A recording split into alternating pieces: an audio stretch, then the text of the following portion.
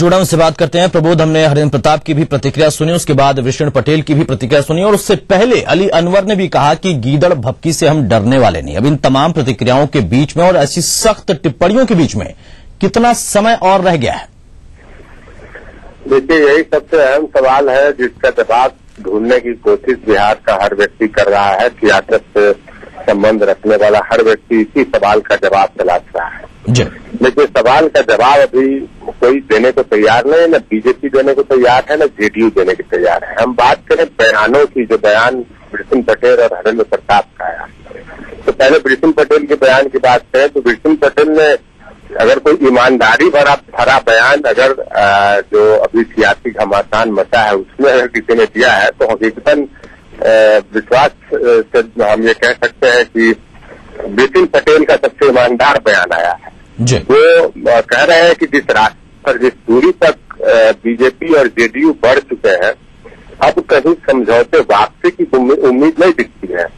जिस रास्ते पर नीतीश कुमार चल पड़े हैं, जिस हद तक नीतीश कुमार बढ़ चुके हैं, वहां से वापस हो पाना किसी भी दल के लिए पॉलिटिकल डेथ के समान होगा। वहां से अगर वापस लौटते हैं तो वृषण पटेल बड़ी साफगोई से अपनी बात रख रहे हैं। दूसरी बात कहें, हम हरेंद्र प्रताप की बात करें। देखिए, हरेंद्र प्रताप बिहार भाजपा के एक सीनियर लीडर है। ठीक है, भाजपा से डायरेक्टली वो न जुड़े रहे हो, लेकिन जो दूसरे संगठन है, जो भाजपा के से जुड़े हुए संगठन है, उनसे लगातार वो जुड़े रहे हैं और लगभग सुशील मोदी के समकालीन समकक्ष रहे हैं। वहां पर उनके साथ जो सब हुआ है, चूंकि उन्होंने शुरू से ही लगभग एक नीतीश विरोधी स्टैंड लिया था और उनके साथ जो हुआ, जितनी परेशानियों का सामना करना पड़ा, वो सब पीड़ा उनके अभी उनकी बात से निकल रही है और उन्होंने सही कहा। लेकिन हरेंद्र प्रताप मानते हैं कि इन तमाम बातों के लिए बीजेपी का नेतृत्व जो प्रदेश नेतृत्व था वो जिम्मेवार था, क्योंकि वो नीतीश कुमार के सामने पूरी तरीके से नतमस्तक था। लेकिन प्रबोध, यहाँ पर यही एक अहम सवाल हो जाता है कि ये सिर्फ नेतृत्व में क्या मोदी की तरफ निशाना था, यानी सुशील मोदी, या फिर उनके बयान के हिसाब से अगर चला जाए तो जितने भी नेता हैं यहाँ पर जो कि खास पंक्ति में है, पहली पंक्ति में है, उनको सबको लपेटा है हरेंद्र प्रताप ने। जी देखिए, जो बीजेपी का आम जनमानस, जो बीजेपी का आम कार्यकर्ता, वो मानता है कि सुशील मोदी और नंदकिशोर यादव, जिनके दो प्रमुख नेता जिनके पास बीजेपी के हितों की रक्षा का दायित्व था, उन लोगों ने अपने दायित्व का निर्वहन नहीं किया और इसके कारण बीजेपी की ये स्थिति हुई। ये हरेंद्र प्रताप सीधे तौर पर नहीं बोल पा रहे हैं, लेकिन जब अनौपचारिक बात करते हैं तो वो इसी तरीके की बात करते हैं। तो उनका निशाना केवल सुशील मोदी की ओर नहीं है, उनका निशाना नंदकिशोर यादव की ओर भी है कि जो नंदकिशोर यादव और सुशील मोदी दोनों ने जो जिस तरीके से व्यवहार किया, जिस तरीके से काम किया, उससे बीजेपी की जो सारी जो संभावनाएं थी वो धूमिल हुई, उससे बीजेपी कार्यकर्ताओं की उम्मीदें टूटी। ये हरेंद्र प्रताप कहना चाह रहे हैं। भले ही खुलकर सीधा नाम नहीं ले पा रहे हो, लेकिन कहने का उनका मतलब यही है। और उन्होंने आज कह दिया कि समय आने पर वो इन तमाम बातों पर इसका खुलासा करेंगे। प्रबोध, यहाँ पर समय की कमी, एक सवाल और जान लेते हैं, चूंकि मुद्दा यहाँ पर यह है कि गठबंधन कब तक रहेगा। अगर वृषण पटेल की बात की जाए तो उन्होंने ये शब्द यूज किया यहाँ पर कि जो गठबंधन है प्रदेश में, उसके अंतिम वक्त वो अब नजदीक आ गया। सिर्फ प्रदेश में ही या वाकई अगर देखा जाए तो राष्ट्रीय स्तर पर भी अब नजदीक ही है? जी यकीन, अब ये कतई कहीं से भी हर आदमी ये समझ रहा है कि अब इस गठबंधन का चलना मुमकिन नहीं लगता है। एक ही शर्त है कि बीजेपी पूरी तरीके से सरेंडर कर जाए नीतीश कुमार के सामने, जो कि मुमकिन नहीं दिख रहा है। जिस हद तक बात आगे बढ़ चुकी है, बीजेपी का वापस लौटना अपने आत्महत्या करने के समान होगा। तो टूटना तय है, समय क्या होगा इससे थोड़ा सस्पेंस है, लेकिन आने वाले बहुत समय में बहुत जल्द बिल्कुल नजदीक है वो वक्त कि जब ये साफ हो जाएगा कि अब राहें अलग हो गई हैं। लेकिन फिलहाल अभी खुलासा सीधे तौर पर नहीं, लेकिन संकेत अच्छे खासे मिल रहे हैं। फिलहाल आज की बैठक भी है, उस बैठक में क्या होगा ये भी देखने वाली बात होगी। बहुत बहुत शुक्रिया प्रबोध, हम तक की जानकारी पहुंचाने के लिए। कुमार प्रबोध, बिहार ब्यूरो चीफ, उनका कहना है कि खुलकर भले ही कोई कुछ कह नहीं पा रहा हो, लेकिन संकेत साफ मिल रहा है। और वृषण पटेल का ये बयान बेहद ईमानदारी भरा बयान है। उनका कहना है कि अब वक्त आ गया, किसी भी चीज में मिठास जब ज्यादा हो जाती है तो कीड़े पड़ने का डर होता है। और इस गठबंधन की आयु पूरी हो चुकी है। अभी तक मीठा दिखाने की कोशिश हो रही थी, लेकिन अब दोनों ही दल, खासतौर से अगर नीतीश कुमार की बात करें तो उनकी जो महत्वाकांक्षा है या फिर उनकी जो अपनी मंशा है, उस मंशा में वो इस कदर आगे बढ़ चुके हैं कि अब वापस लौटने के लिए रास्ता है नहीं। वन साइडेड वे में वो आगे निकल चुके हैं और वहां से सिर्फ और सिर्फ वो आगे ही बढ़ सकते हैं। पीछे मुड़कर गठबंधन को टटोलने की या उसे संभालने की अब गुंजाइश बाकी नहीं है।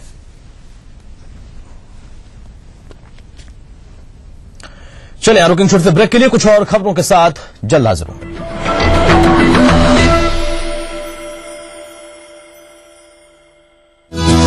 उपराष्ट्रपति हामिद अंसारी का ताजिकिस्तान दौरा, आपसी रिश्ते मजबूत करने पर रहा जोर। कई द्विपक्षीय मुद्दों पर हुई चर्चा। आतंकवाद के खिलाफ दोनों देशों ने जताई सहमति। देखिए आज रात 9 बजे ताजिकिस्तान में उपराष्ट्रपति, ईटीवी के सभी हिंदी चैनल्स पर।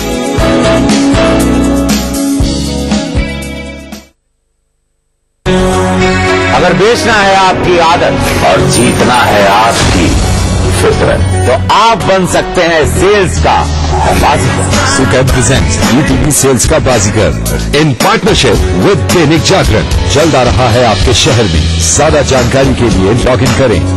तो भैया वेरी सिंपल, हमें अपने सेल्स का हुनर दिखाइए। क्या पता ये मौका आपकी जिंदगी बदल दे।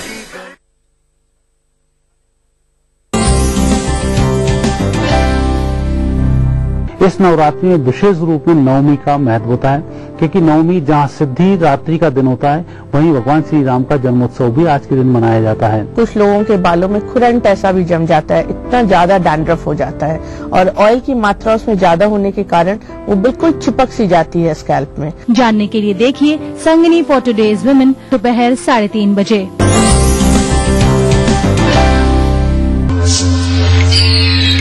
संगीत की मीठी धुन से, कोयला के खानों से रची बसी ये है झारखंड। यहाँ की राजनीति के दांव पेच क्या है, जनता का सूरत हाल। यहाँ पर जनता पानी के लिए त्राही त्राही कर रही है। कला और संस्कृति के रंग के साथ खेल का मेल।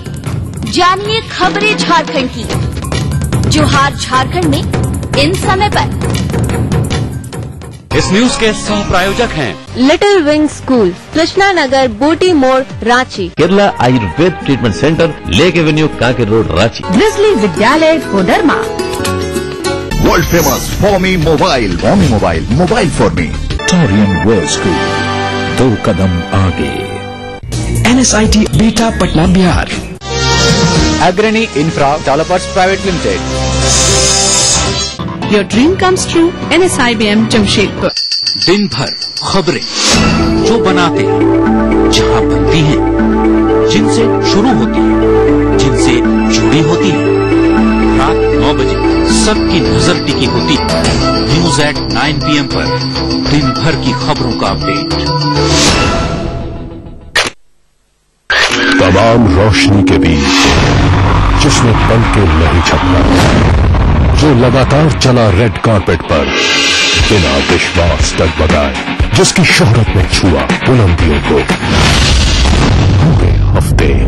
मैं पराग छापेकर उस कार को लाऊंगा आप तक, दिल से, हर रविवार दोपहर 3:30 बजे। नमस्कार, हाजिर हूं मैं प्रवीण दत्ता लिए आपका फेवरेट क्राइम शो दास्तान-ए-जुर्म। जब हैवानियत के तूफान में तरह उठे इंसानियत, जब जुर्म के सन्नाटे में गूंजने लगे मजलूमों की सिसकियां,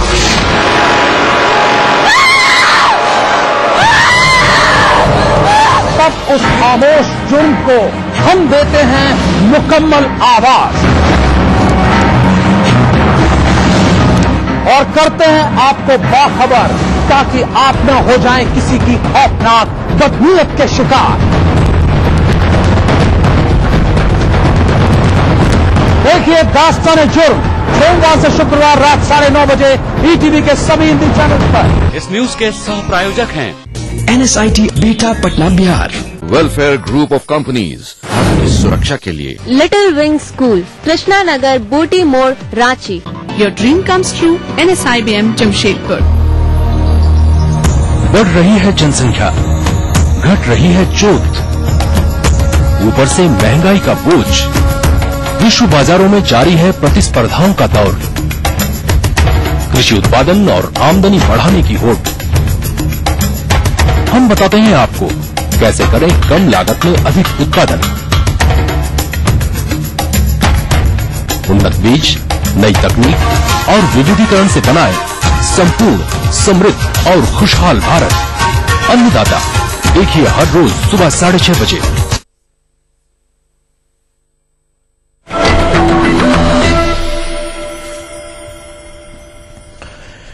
आगे बढ़ते हैं। बिहार की सत्ता में भागीदार जदयू और भाजपा के बीच घमासान मचा है, लेकिन इन सबके बीच मुख्यमंत्री नीतीश कुमार आज से 3 दिनों के लिए जंगल की सैर पर निकल गए हैं। नीतीश तीनों दिन तक पश्चिम चंपारण के डोन क्षेत्र का भ्रमण करेंगे। इस दौरान भारत नेपाल सीमा पर जंगल के बीच बने पूर्व महारानी का एक फार्म हाउस सूबे के मुखिया का नया ठिकाना होगा। ताजा जानकारी के मुताबिक मुख्यमंत्री पटना से हेलीकॉप्टर के जरिए रवाना हो चुके हैं और थोड़ी देर में उनका हेलीकॉप्टर गौनाहा प्रखंड के जमुनिया उच्च विद्यालय के मैदान में लैंड करेगा। यहां से नीतीश सीधे सहोदरा मेला देखने जाएंगे। उसके बाद उनका सोफा मंदिर जाने का भी कार्यक्रम है। उसके बाद मुख्यमंत्री जमुनिया में सिलाई कटाई प्रशिक्षण केंद्र का दौरा करेंगे।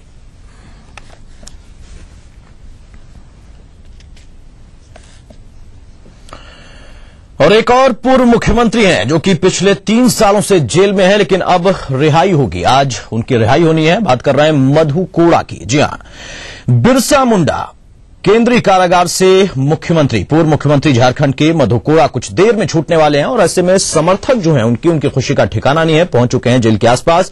कोड़ा हजारों करोड़ों रुपए के लूटकांड में पिछले नवंबर 2009 से ही जेल में बंद है। उनके खिलाफ 5 मामले चल रहे थे। इसमें से एक मामला खारिज हो चुका है, जबकि आय से ज्यादा संपत्ति, मनी लॉन्ड्रिंग, पद के दुरुपयोग समेत एक और अन्य मामला है जिसके लिए उन्हें स्थायी जमानत पिछले दिनों मिल गई थी। और बचे हुए चौथे मामले यानी राजीव गांधी विद्युतीकरण घोटाले में उन्हें 16 अप्रैल को 21 दिन की प्रोविजनल बेल इस ग्राउंड पर मिली कि उनकी मां की तबीयत खराब है और उनकी देखरेख के लिए कोड़ा वहां पर उपस्थित रहे। इसलिए प्रोविजनल बेल उन्हें कोर्ट ने दी और फिलहाल 3 साल का लगभग वक्त और खुली हवा में सांस ले पाएंगे। पूर्व मुख्यमंत्री मधु कोड़ा कुछ देर में रिहाई होनी है।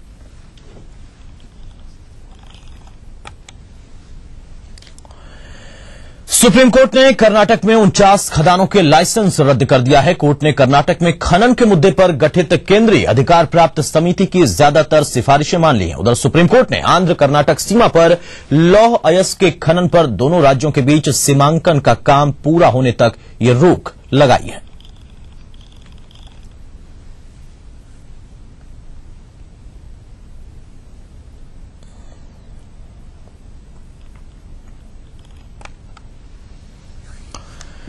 झारखंड राज्य निर्वाचन आयोग ने रांची नगर निगम के डिप्टी मेयर के चुनाव की अधिसूचना जारी कर दी है। ये चुनाव मई में होने की उम्मीद है। राज्य निर्वाचन आयुक्त एसडी शर्मा ने उपायुक्त विनय चौबे से चुनाव की तिथि मांगी है। गौरतलब है कि वार्ड पार्षदों का गजट जारी होने के 1 महीने के अंदर डिप्टी मेयर का चुनाव होता है। ये गजट पिछले 15 अप्रैल को ही जारी किया जा चुका है। हालांकि रांची नगर निगम के 55 वार्ड में से अब तक 49 वार्ड के ही परिणाम घोषित हुए हैं।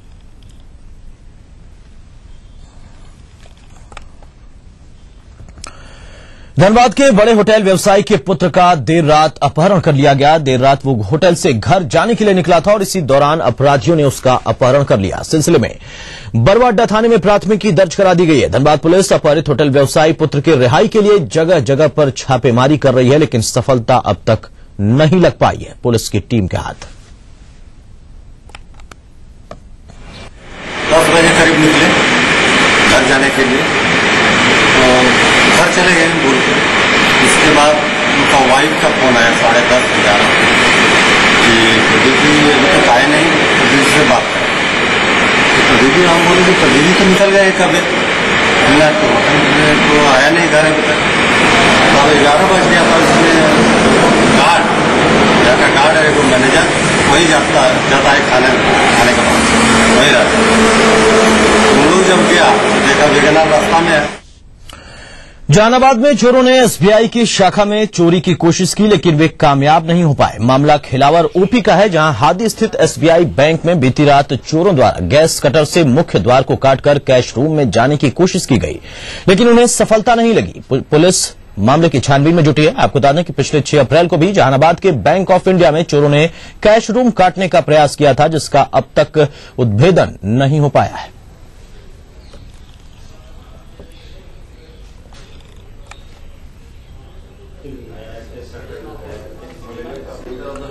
और चलिए इस बुलेटिन बस इतना ही। पूरी टीम के साथ मुझे दीजिए इजाजत और आप देखिए तिरछी नजर। नमस्कार।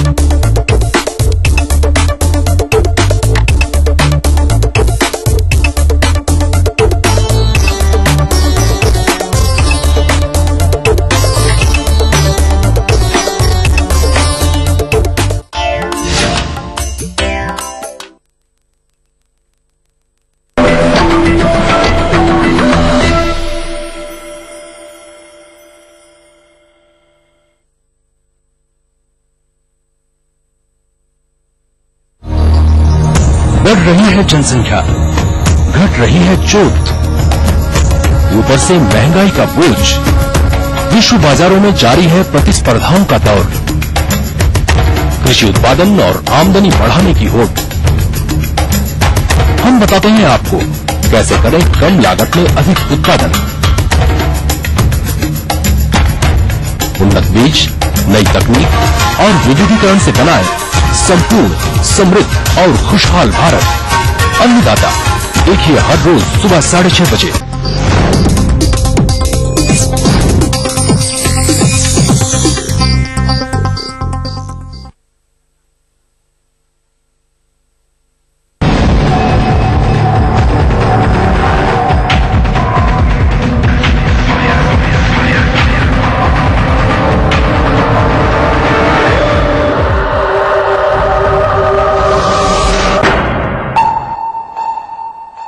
इजराइल का दूसरा सबसे बड़ा शहर है तेल अबीब। यहीं पर है एक ऐसी एजेंसी का मुख्यालय जिसे हम मोसाद कहते हैं। नमस्कार, मैं हूं शिवानी शर्मा और आप देख रहे हैं कुछ तो है। सन 2010 के दौरान इजरायली खुफिया एजेंसी मोसाद द्वारा अंजाम दिए गए एक हत्याकांड ने पूरी पश्चिमी दुनिया में सनसनी फैला दी थी। हैरानी की बात यह थी कि इस बार मरने वाला खुद मोसाद का एक गुप्तचर था और वो अपने देश के लिए खुफिया जानकारी इकट्ठा कर रहा था। आखिर क्या था ये हत्याकांड? इसी पर आधारित है हमारा आज का एपिसोड, बेनाम कैदी।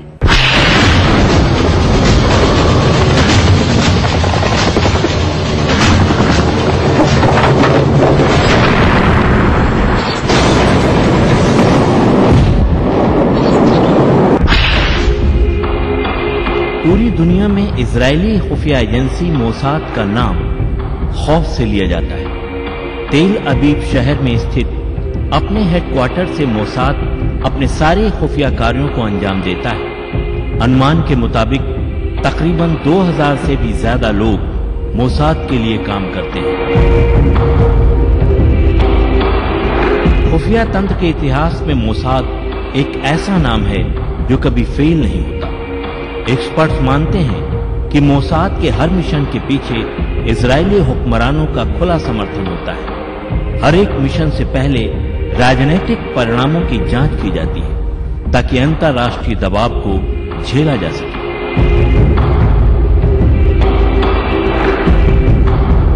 खुफिया जानकारों का मानना है कि 1950 के दशक तक मोसाद को इतनी छूट हासिल नहीं थी जितनी कि आज है। 1950 के दशक में किसी भी ऑपरेशन से पहले मोसाद को कई सरकारी डिपार्टमेंट से क्लियरेंस सर्टिफिकेट हासिल करने होते थे और उनमें से प्रमुख था इजरायली मिलिट्री इंटेलिजेंस एजेंसी अमान। दरअसल 1950 के दशक में इजरायली मिलिट्री इंटेलिजेंस एजेंसी अमान भी मोसाद की तरह सीक्रेट मिशंस को अंजाम देता था, लेकिन अदूरदर्शिता के चलते सन 1954 के दौरान इजिप्ट में अंजाम दिए गए ऑपरेशन सुसाना के फेल हो जाने से अंतर्राष्ट्रीय स्तर पर इजराइल को बेइज्जती का सामना करना पड़ा। कहते हैं इसके बाद ही इजरायली मिलिट्री इंटेलिजेंस एजेंसी अमान के पंख राजनीतिज्ञों द्वारा काट दिए गए थे। इजरायली मिलिट्री इंटेलिजेंस एजेंसी अमान का अंत होते ही मोसाद के अच्छे दिन शुरू हो गए थे और उसे वो सारी ताकत और फंडिंग मिलनी शुरू हो चुकी थी जो एक कामयाब एजेंसी को चाहिए होती है। खुफिया मामलों के जानकारों की माने तो इसी दौरान मोसाद को कुछ स्पेशल पावर्स मिलने लगे थे जिनकी बदौलत वो जरूरत पड़ने पर अपने एजेंट्स और इजरायली नागरिकों को भी निशाना बना सकती थी।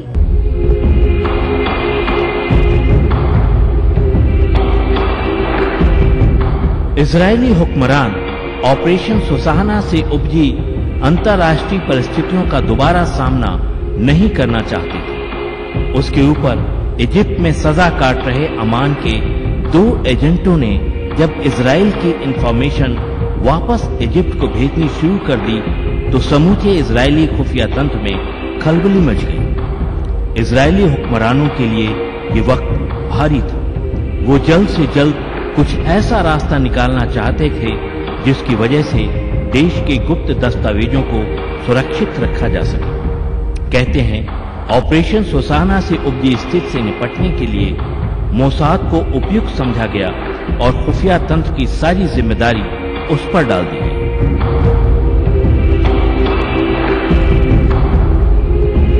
इजराइल को खुले तौर पर संयुक्त राज्य अमेरिका का सपोर्ट प्राप्त है और इसी की वजह से उसकी खुफिया एजेंसी CIA का गहरा रिश्ता मोसाद के साथ बना हुआ है। ये दोनों एजेंसी इंटेलिजेंस और डाटा शेयरिंग के माध्यम से दोनों देशों के खिलाफ होने वाली किसी भी इंफॉर्मेशन को बेहिचक आपस में बांटते रहते हैं। खुफिया जानकारों का मानना है कि इसकी वजह से कई बार इजराइल और अमेरिकी नागरिक देशद्रोह के आरोप में अपने ही देश की जेलों में बंद हो चुके हैं।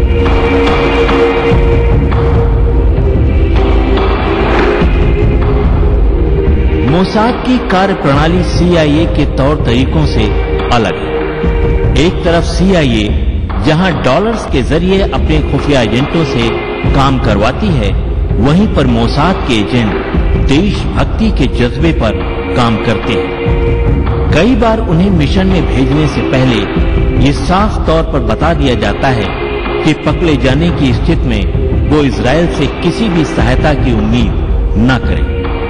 हो सकता है कि आधिकारिक तौर पर उनके इस ऑपरेशन को नकार दिया जाए। दस्तावेजों के मुताबिक ब्लैक सितंबर के पूरे गुट का खात्मा इन्हीं शर्तों पर मोसाद के एजेंटों ने पूरा किया था और काम खत्म होने के बाद उन्हें आधिकारिक रूप से अपने देश से कोई भी सम्मान तक नहीं मिला था। सन 2010 के दौरान इजरायली न्यूज वेबसाइट वाइनेट पर आई खबर के मुताबिक रमला शहर के हाई सिक्योरिटी प्रिजन आयालोन में एक ऐसे कैदी के मौजूद होने की बात कही गई थी जो किसी अनिर्दिष्ट अपराध की वजह से जेल में बंद था। इस खबर के वाइनेट पर आने के चंद घंटों के अंदर ही इसे हटा लिया गया था और इसके पीछे मोसाद का हाथ होने की बात कही गई थी। इसी खबर के मुताबिक ये भी कहा गया था कि इस कैदी को ये जाहक रॉबिन के हत्यारे ईगल आमिर के लिए बनाए गए स्पेशल सेल में रखा गया था और यहाँ पहरा देने वाले गार्ड्स को भी इसके बारे में कोई जानकारी नहीं थी। इस गुमनाम कैदी के बारे में जानकारी मांगते हुए association of civil rights Israel के द्वारा अटॉर्नी जनरल यहूदा वेंस्टीन को एक पत्र भी लिखा गया था, जिसके एवज में उन्हें ये जवाब दिया गया कि देश की सुरक्षा के मद्देनजर इस कैदी के बारे में कोई भी इंफॉर्मेशन शेयर नहीं की जा सकती। पश्चिमी मीडिया की रिपोर्टर्स को इस वाकये के पीछे कोई सनसनीखेज घटनाक्रम नजर आने लगा था, लेकिन उचित सोर्स के अभाव में यह किस्सा कुछ दिनों के लिए दब कर रह गया।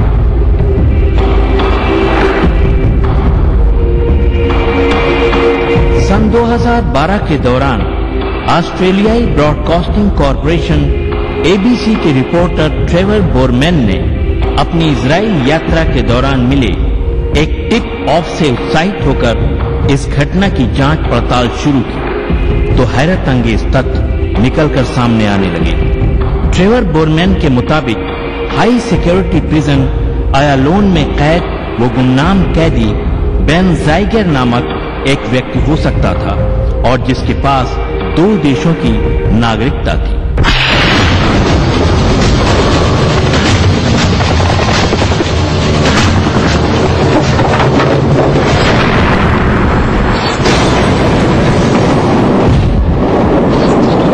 एबीसी के रिपोर्टर ट्रेवर बोरमन ने जब एक कार्यक्रम के जरिए इस घटना पर अपनी रिपोर्ट पेश की तो मोसाद पर उंगलियां उठने लगी। दुनिया की एक खूंखार एजेंसी एक बार फिर मीडिया के निशाने पर थी। कुछ तो है में अभी वक्त हो चला है एक छोटे से ब्रेक का। ब्रेक के बाद हम आपको रूबरू करवाएंगे इस बेनाम कैदी की हैरत अंगेज दास्तान से।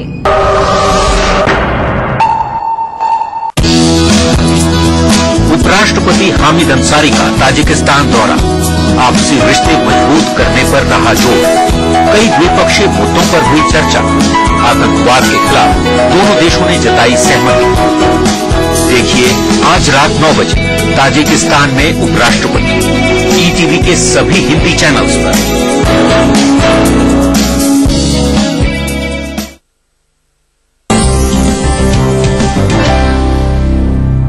इस नवरात्रि में विशेष रूप में नवमी का महत्व होता है, क्योंकि नवमी जहाँ सिद्धि रात्रि का दिन होता है, वहीं भगवान श्री राम का जन्मोत्सव भी आज के दिन मनाया जाता है। कुछ लोगों के बालों में खुरंट ऐसा भी जम जाता है, इतना ज्यादा डैंड्रफ हो जाता है और ऑयल की मात्रा उसमें ज्यादा होने के कारण वो बिल्कुल चिपक सी जाती है स्कैल्प में। जानने के लिए देखिए संगिनी फॉर टुडेज वुमेन दोपहर 3:30 बजे। अब लूट करेला है फ्रेश तो देखते रहा भैया जनता एक्सप्रेस।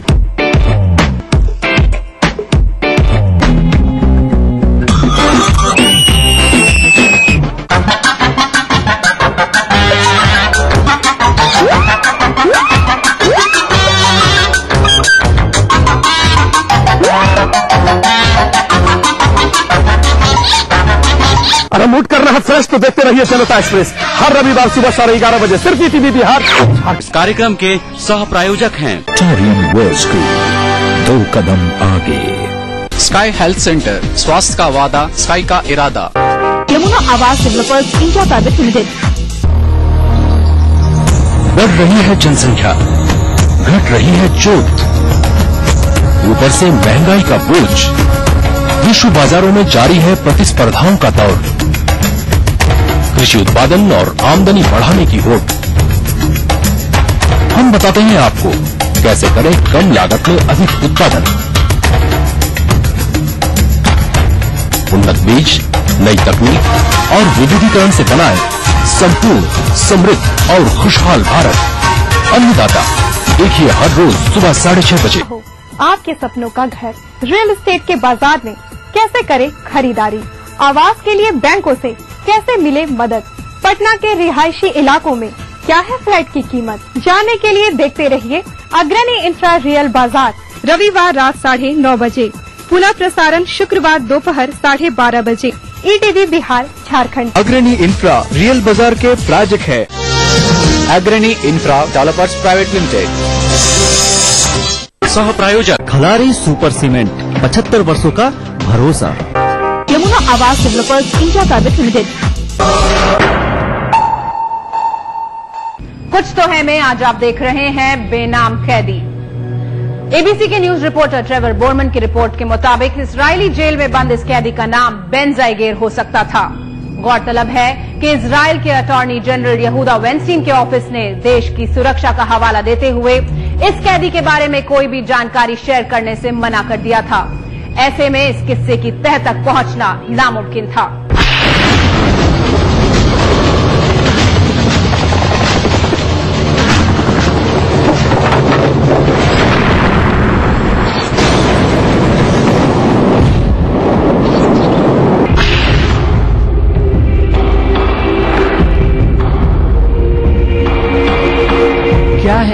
बेनाम कैदी का सच। जब ये जानने के लिए ट्रेवर बोरमैन ने अपनी इन्वेस्टिगेशन शुरू की तो